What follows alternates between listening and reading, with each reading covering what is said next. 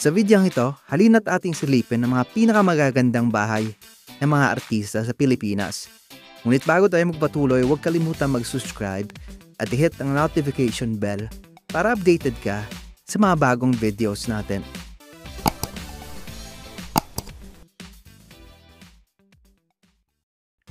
Ang bahay ni Iza Calzado ay matatagpuan sa isang exclusive village sa Quezon City. Sa tulong ng interior designer na si Ana Lea Hernandez, nabigyan ito ng modern electric Filipino style. Ang bahay ay puno ng mga wooden furniture na ginamitan ng mga floss fabric at neutral na dekorasyon para sa eleganteng dating. May mga designer pieces rin si Iza na nagpapatingkad sa ganda ng bahay. Ang living room ay may resort hotel vibe, may L-shaped couch at mga accent pieces mula sa Pearl Farm. Sa dining area, kapansin-pansin ang custom-made wooden chairs at Kaneko Bonpue luwu lamp. Ang iba pang bahagi ng bahay tulad ng den kitchen at bedroom ay may personal touch ni Iza, gaya ng animal print rug at cherry blossom prints. May sariling lounging area rin gawa sa bamboo at isang swimming pool sa gilid ng mga kawayan. Ipinamita ni Solen Yusa ang kanyang bagong tahanan na tinatawag niyang Casa Sos Balls. Makikita agad ang eleganteng disenyo ng sleek glass door na nagsisilbing welcoming entrance. Ang layout ng bahay ay maayos na idinisenyo para madaling ma-access ang outdoor areas at mga banyo. Isa sa mga features ng bahay ay ang hardin at swimming pool na nagsisilbing pahingahan sa mainit na panahon. Meron doon itong roof deck kung saan pwedeng mag-relax habang pinagmamasdan ang tanawin. Ang maluwag na playroom ng bahay ay ginawa para sa kanyang dalawang anak. Matapos ang 2 taon at kalahating paghihintay, natapos rin ang dream house ng mag-asawang Solen at Nico. Sa kanyang YouTube vlog, tinawag ni Solen ang bahay na Casa Sos Balls 2.0.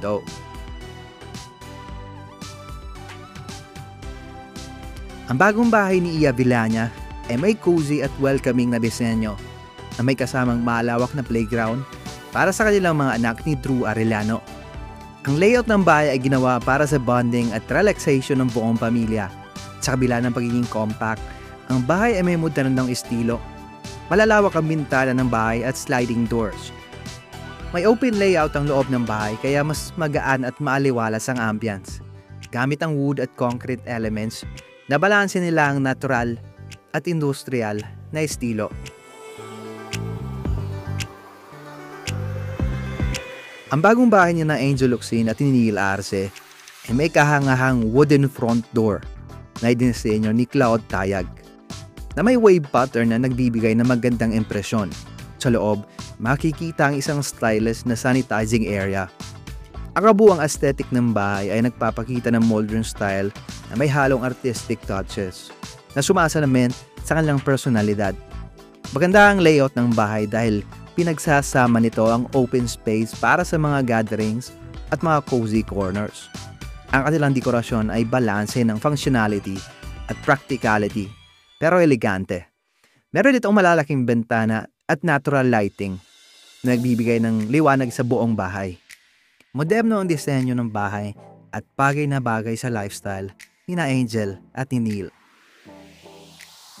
Ang farmhouse ni Yeng Constantino ay inspired ng rustic at nature-friendly na disenyo. Gawa ito sa kombinasyon ng kahoy at bato. Nayaramdam ang natural at probinsyang vibe. Malalaki ang bintana ng bahay. Nasa gayon ay pumasok ang liwanag at preskong hangin. May malawak na porch o balkonahe kung saan sila nagre-relax at nagkakape. Simple pero cozy ang loob ng bahay. May mga wooden furniture at earth tone na kulay. Napapaligiran nito ng mga tanim, puno at hardin, kaya parang laging nasa bakasyunan ang feels. May music room din si Yeng kung saan siya nagko-compose sa kanyang mga kanta. Tampok sa farmhouse ang floor bed at dekorasyong wall cloth na may rainforest design. Ang mga side table at shelves ay gawa sa pallet woods. Nagpapakita ng pagiging sustainable at tila rustic ang dating. Isa sa makakaibang bahagi ng bahay ay ang indoor but outdoor na banyo na tila ba nag-uugnay sa kalikasan. Ang bahay na Dennis Trillo at Janeline Mercado ay modern at eleganteng bahay na may minimalistic na disenyo. Dominante ang kulay puti, gray at wood tones na nagbibigay ng malinis at classy na itsura. Open space ang layout kaya maluwag at maaliwalas ang loob. Malalaki rin ang bintana at glass doors ng bahay.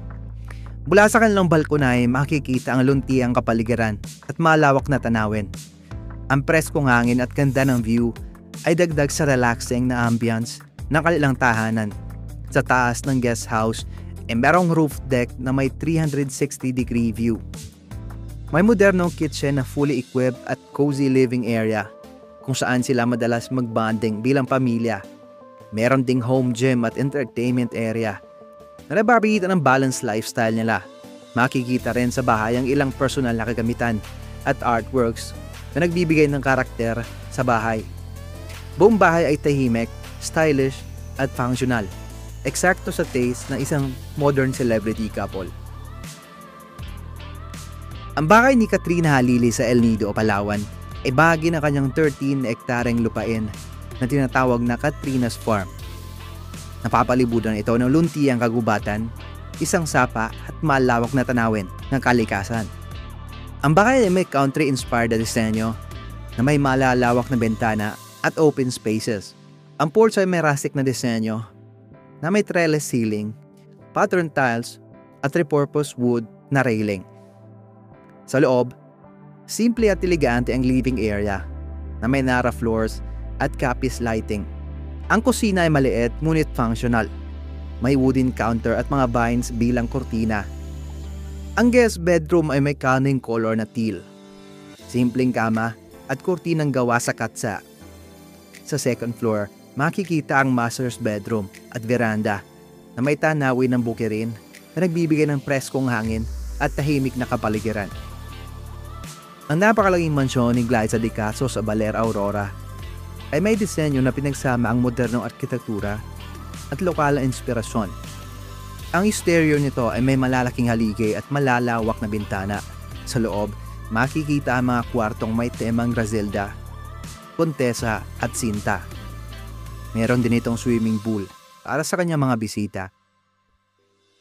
Ang bahay ni na Rojon Cruz at Diane Medina ay moderno at eleganteng tahanan na may classy at functional na disenyo.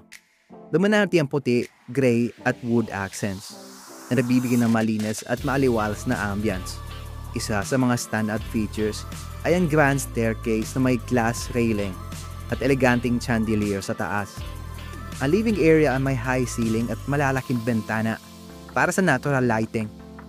May stylish na kitchen na fully equipped, bagay sa hilig ni Diane sa panluluto.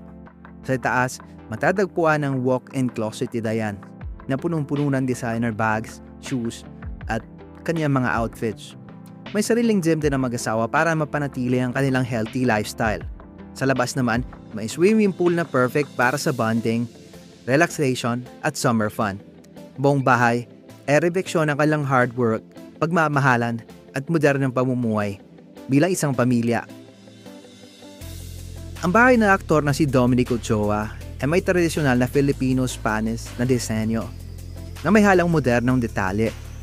Gamit ang kahoy, adobe, at Capiz windows, nagbibigay ito ng nostalgic at eleganteng vibe. Ang sala ay puno ng antique furniture at memorabilia na nagpapakita ng pagmamahal niya sa kasaysayan at kultura. May maaliwalas na veranda kung saan siya madalas magpahinga at mag-relax. Makikita rin ng isang well-maintained garden na nagbibigay ng luntiang tanawin sa paligid. Buong bahay ay nagpapakita ng personalidad ni Dominic bilang isang rooted, classy, at family-oriented na tao.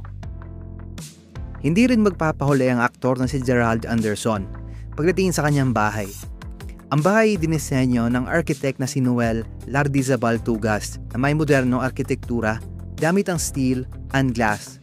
Makikita sa living room ang mataas na glass windows at mga furniture na may kombinasyon ng bakal at eleganteng disenyo. Sa dining area may black furniture at abstract painting na nagbibigay ng karakter sa espasyo, habang mayroong maliit na bar na siyang naghihiwalay sa kusina. Sa dining at kitchen area, may kombinasyon ng modern furniture, granite countertops at mosaic tiles na nagbibigay ng eleganteng ambience.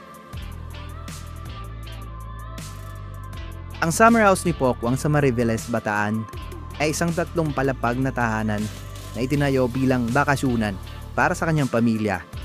Ang bahay ay may minimalistic na disenyo na may malalaking bintana at bukas na layout. May sariling swimming pool sa taas, malapit sa silid tulugan. Ang kusina isa sa mga kanyang paboritong bahagi ng bahay na may tanawin ng dagat at kumpleto sa gagamitan para sa kanyang hilig sa panluluto. Sa loob nakikita rin ang personal na dekorasyon tulad ng Belen at imahe ni Saint Benedict na sumasalamin sa kanyang pananampalataya. Ang hilltop house ni Piolo sa Batangas ay isang payapang paraiso na nagbibigay sa kanya ng tahimik na pahingahan mula sa abalang pamumuhay. Ang mansyon ay may kamanghamanghang view ng mga kalapit na isla at napapalibutan ng berdeng kalikasan. Sa kanyang vlog, pinakita ni Piolo ang kanyang ari-arian. Tampok ang kanyang hilig sa landscaping. Ang bahay ay mayroong family entertainment room, gym at maraming outdoor spaces para sa pagpapahinga. Sa loob, ang kwarto ni Piolo ay may kamanghamanghang tanawin ng isla at isang maluwag na balkonahe na nakaharap sa 25-meter na swimming pool. Ang mansyon ay may artistic na disenyo, kabilang isang parking area na isinama sa kanyang hardin. Ibinisenyo ni Piolo ang ilang bahagi ng bahay, tulad ng isang chapel space at outdoor dining area na may panoramic na tanawin ng dagat. Ipinagmamalaki rin niya ang malawak niyang koleksyon ng mga halaman na nagpapakita na kanyang pagpapahalaga sa kalikasan. Ang tahanan ito ni Piolo ay nagpapakita ng perpektong balanse ng modernong pamumuhay at natural na kagandahan. Ang glass and steel house ni Derek Ramsey sa Palawan ay isang halimbawa ng marangyang pamumuhay na napapalibutan ng kagandahan ng kalikasan. Ang kahangahang ari-arian na itinayo noong 2013 ay sumasalamin sa sama-samang pagsisikap ng pamilya para sa disenyo nito. Ang ama ni Derek ang responsable sa structural design, habang si Derek at ang kanyang inang si Medi kanagtuon para sa interior aesthetics. Isang napatahing features ng bahay ay ang isang bahagi ng mansyon na gawa sa glass na nagbibigay ng kamanghamanghang tanawin ng beach. Sa loob, puno ang mansyon ng mga designer pieces at orihinal na likhang sining na sumasalamin sa modern contemporary style. Ang dining area ay may tempered glass malapit sa kisame na nagbibigay ng outdoor dining effect kung saan maaring mag-stargaze sa mga bisita habang kumakain. Ang bahay ay nagsisilbing paboritong lugar para sa pamilya Ramsey. Itinuturing nila itong happy place sa tahimik na paligid ng San Vicente. Ang last mansion ni Derek Ramsey ay akma sa natural na kagandahan ng Palawan, sumasalamin sa payapang pamumuhay at makakadagdag sa architectural view ng rehiyon. Si Gabby Garcia ay naninirahan sa isang family home na kilala bilang Casa Lopez na matatagpuan sa Parañaque at may lawak na 350 square meters. Ang bahay ay nagpapakita ng isang cool at tropical glam vibe na sumasalamin sa kanyang personal na estilo at mga aesthetic preferences. Ang disenyo ay may mga dekoratibong accent ng ginto na marahil ay inspirasyon mula sa kanyang karakter na si Alina sa seryeng Encantadia. Sa loob ng tahanan, ipinakita ni Gabby sa kanyang mga tagahanga ang interior ng bahay na kanyang mismong dinisenyo na pinaghalong modern elements at tropical touches. Ang layout ay maluwag na nagbibigay ng komportabeng environment para sa pamilya. Meron din itong maliit na bar area, angkop sa mga inuman at kasiyahan. Ang family home ay nagsisilbi ring backdrop para sa kanyang iba't ibang proyekto at mga personal vlogs kung saan ibinahagi niya mga kwento sa kanyang buhay. Makikita ang hilig ni Gabby sa mga designs dahil mabusisi niyang pinili ang mga kagamitan na akma sa kabuuang tema ng bahay. Ang dekorasyon ng ari-arian ay nagbibigay ng isang cozy ambience na akma para sa mga family gatherings. Ang ornate French Mediterranean mansion ni John Lloyd Cruz ay matatagpuan sa Antipolo na sumasalamin sa Karangyaan. Ang disenyo ng bahay ay nagpapakita ng nakamamanghang French Mediterranean style na matagal nang pinapangarap ng aktor. Isa sa mga features ng bahay ay ang magandang outdoor area na nagpapalakas sa appeal ng mansyon. Ang bahay ay mayroong traditional American na mga detalye sa loob ng French Mediterranean framework nito na nagbibigay ng balancing kombinasyon na kagandahan at kadinhawaan.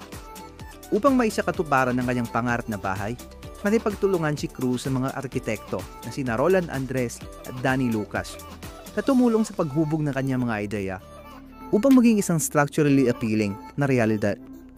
Ang mansyon ay mayroong inviolable pool at malawak na outdoor spaces na nagbibigay ng marangyang pamumuhay. Ang napakagandang tahanan na ito ay sumisimbolo ng mga taon ng pagsusumikap na nagpapakita ng dedikasyon ni Cruz sa pag-abot ng perpektong balanse, nakarangyaan at personal expression sa kanyang tahanan. Ang bahay ni Paulo Ballesteros sa Antipolo ay may modern minimalistic style na may nakakamahang fasad na bininturahan ng itim at puti. Dinisenyo ito ng arkitektong si Gerald Torrente at ginawa ng Electus Builders.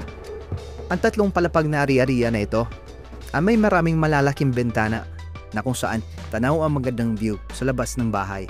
Ang exterior ay may elegante at itim na cladding na nagbibigay ng dramatic visual effect.